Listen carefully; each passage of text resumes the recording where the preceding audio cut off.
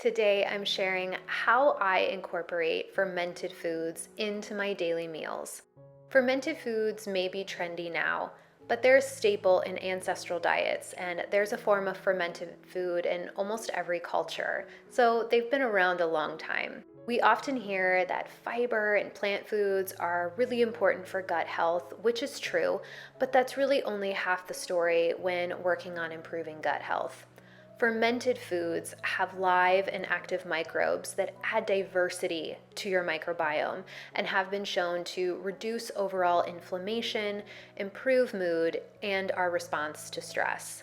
For breakfast, I'm making my Great Gut Green Smoothie.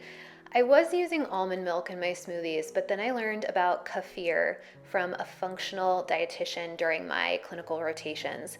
She prescribed daily kefir to most of her patients instead of a probiotic. Think of kefir as a drinkable yogurt, and it's one of the most concentrated forms of probiotics you can get. I buy it plain so I can flavor it how I want, and it's lowest in sugar.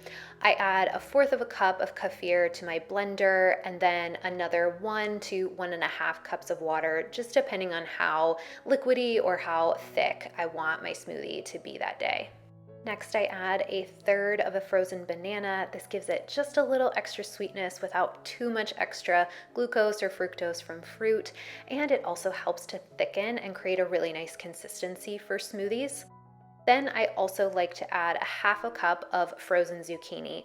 You can really do any other vegetable you like here or leave this one out. It is middle of July at this time that I'm recording, and I have so much zucchini, so this is a great way to use up zucchini and add a little extra green to smoothies. For some more green, I'm adding a half a cup of frozen spinach. I like to add some type of green leafy vegetable to my smoothies if I can, so spinach, kale, Swiss chard, microgreens, whatever you like.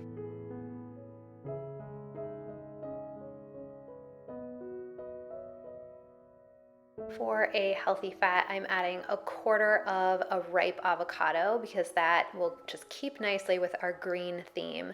Feel free to use a half an avocado if your avocado is really small. Now I'm adding 2 tablespoons of ground flaxseed. You can start with 1 tablespoon at a time if you're new to adding fiber to your diet, or you can also use things like chia seeds or psyllium husk. I like to add a full serving of protein to my smoothies since I'm using it as a meal. Protein is one of the most satisfying macronutrients, and it's especially important to get at least 20 grams of protein for breakfast to keep blood sugar stable during the day and prevent snack and sugar cravings.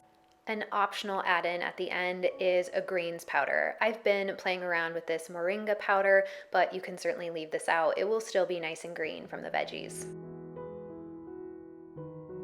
If you're not a huge fan of all this green in a smoothie, you can make any smoothie recipe you like with kefir. Just replace the liquid with a quarter cup of kefir and the rest with water or your favorite milk or non-dairy milk, and it will taste incredible.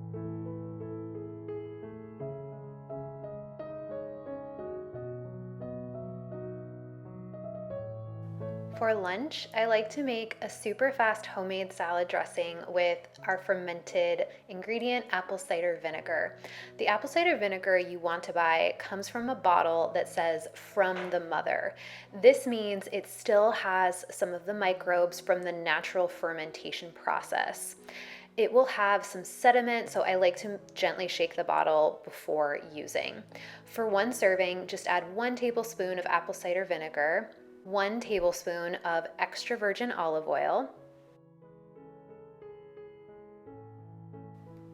1 teaspoon of Dijon mustard or your favorite mustard, half a teaspoon of maple syrup or honey, and a pinch of salt. Just whisk it to combine. So I can make this dressing ahead of time, pack it in a lunch, or enjoy it right away, which is what I'll be doing today. So I just pour it over my salad. And apple cider vinegar also aids in digestion by waking up our own natural enzymes to break down food. So I love having it with raw veggies and protein since they are tough to break down in the digestive process. It can also really help to ease the blood sugar spike from foods higher in carbohydrates. So apple cider vinegar is just a winner. Make sure to have it in your pantry. For dinner, I'll incorporate sauerkraut, which traditionally is fermented cabbage.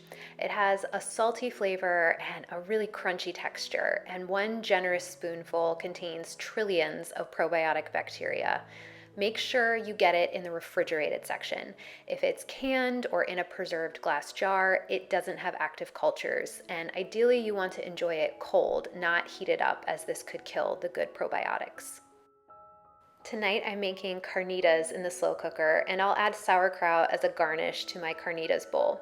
So start with a 2 to 3 pound pork shoulder. You want to rub some seasoning into all sides. I'm using a Mexican blend, but you can use any taco or fajita seasoning you like.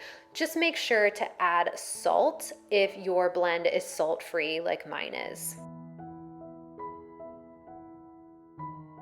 Then you're gonna sear the pork shoulder for 4 to 5 minutes aside in a large skillet with some avocado oil, coconut oil, or ghee.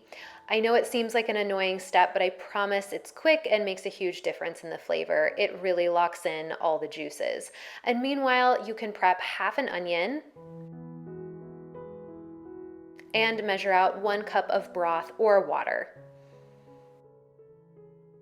You're gonna add the onion to the bowl of a slow cooker, top with the pork shoulder, and add your broth or water. Finally, you'll add 2 bay leaves if you have them. You're gonna cook on high for 5 to 6 hours or low for 8 hours. The meat should shred easily with a fork when it's done. And my carnitas bowl has some lettuce, avocado, chopped bell pepper. Here I'm sprinkling on some pepitas, and of course, a generous few spoonfuls of sauerkraut. Pork and sauerkraut is a classic combo, but can be boring. This is a great way to make it tasty and introduce your palate to sauerkraut. Check out the written recipes below in the description box and leave a comment letting me know what recipes or nutrition topics you want to see next.